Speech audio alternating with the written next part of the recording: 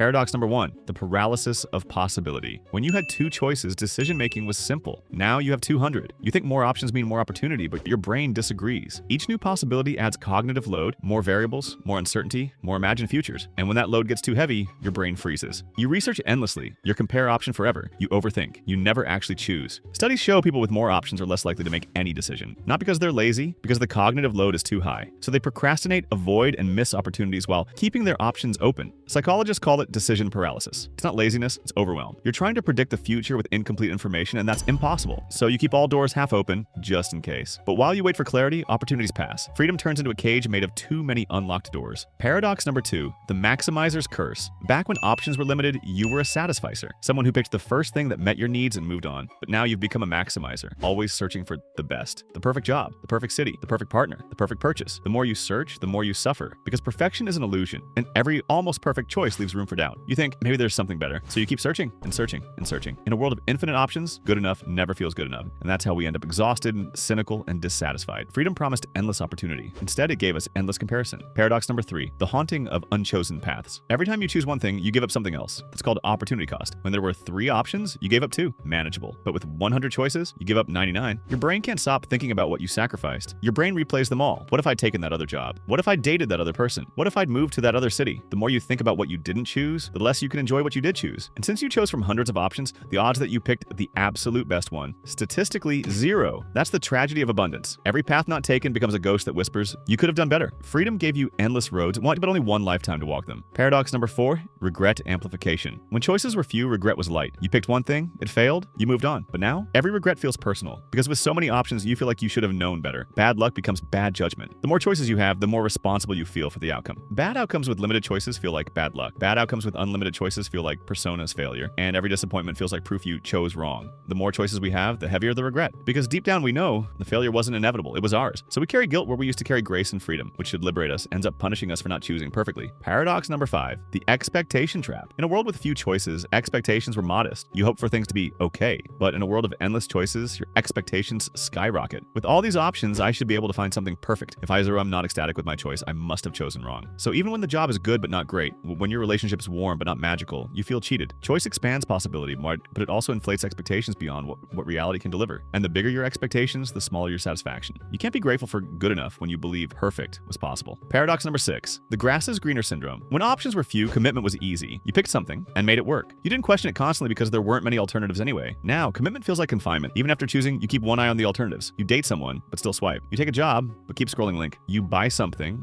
but keep checking for better deals. This open door mindset keeps you half committed and half satisfied. And being partially satisfied but always looking for a better alternative does not make you happy. And happiness requires presence, and presence requires closing the door on what could have been. Freedom used to mean the power to choose. Now it means the inability to stop choosing. Paradox number 7, the tyranny of self-optimization. Freedom also gave us infinite ways to improve ourselves. You can learn anything, build anything, become anyone. Sounds empowering, right? But it quickly becomes tyranny. We are influenced to want to become whoever we are not because in theory, everything is at the tip of our fingers. We want to have an extraordinary life by wearing so many different hats that we can hardly remember what our true self really is. Because with so many possibilities, you're never enough. You could be fitter, smarter, richer, calmer, and every day you don't become your best self, you feel like you're failing. What used to be inspiration has become obligation. You're not living, you're optimizing. The paradox? Freedom to grow can become the pressure to constantly perform. And when every choice feels like a test, you stop feeling free altogether. Paradox number 8, the illusion of control. We wanted freedom so we could control what happened in our lives. But the more we try to control, the more we realize how little control we actually have. We curate our feeds, plan our careers, micromanage our emotions. Yet the world keeps reminding us, you can choose your actions, but not your outcomes. The paradox of freedom is that control is an illusion. You can make the perfect choice and still face chaos. You can play every card right and still lose the game. Real peace doesn't come from mastering every variable. It comes from letting go of the need to, from understanding that freedom isn't about infinite control, it's about graceful acceptance. The paradox powers. Capitalism businesses realize something. More choice feels like better service, even if it makes you less happy. So they expand options infinitely. Amazon doesn't carry 10 types of phone cases. They carry 10,000. Not because you need that many, because the abundance of choice makes you feel like you're getting value. You're not buying a product. You're buying the illusion of having the possibility to consider every option available so you can make the best choice. The algorithm feeds. Your FOMO social media makes it worse. You're not just comparing your choices to what's available, you're comparing them to what everyone else chose. And everyone is posting their highlight reels. Your brain sees everyone living better lives, having better experiences, making better choices. So your own choices feel inadequate, not because they're bad, because you're comparing them to curated illusions. The algorithm shows you infinite alternatives to your current life, and everyone makes your actual life feel like the wrong choice, like you are not doing enough, like you are missing out on the perfect experiences people share. And that's exactly how they keep you hooked to your social media feed for endless hours, making you feel like you are gathering data to turn around your life for good, but actually keeping you from taking any real action. The escape route step 1. Set good enough standards. Before you look at options, define good enough. What criteria actually matter? What would make you satisfied? Then pick the first option that meets those criteria and stop looking. Don't compare. Don't second guess. Don't check if something better exists. This is satisficing, and research shows satisficers are happier than maximizers despite often making objectively worse choices. Because happiness isn't about optimal outcomes, it's about contentment with your decision. The escape route step 2. Limit your options. Artificially don't evaluate every option. Set a number. I will seriously consider 3 options, maximum. Pick 3 at random if you have to. Evaluate those. Choose. Done. Yes, you might miss a better option, but you'll avoid decision paralysis, opportunity cost obsession, and regret amplification. Your ancestors didn't have infinite choice, and they were fine. You don't need it either. The escape route step 3. Commit fully once you choose. After you choose, close the door on alternatives. Don't keep shopping. Don't keep swiping. Don't keep browsing. Commit. This isn't about ignoring red flags or staying in bad situations. It's about giving your choice a genuine chance without one foot out the door. Satisfaction comes from depth, not breadth. From fully experiencing what you chose, not wondering about what you didn't. Unlimited choice isn't freedom. It's a different kind of prison. One where you're free to choose anything, but unable to choose something. Real freedom comes from acceptance. From giving your decisions a clear chance to deliver without second guessing every single one. From acknowledging life is lived in the present and that alternatives are only that and not the solution to a perfect life. You don't need more choices. You just need to make peace with yours.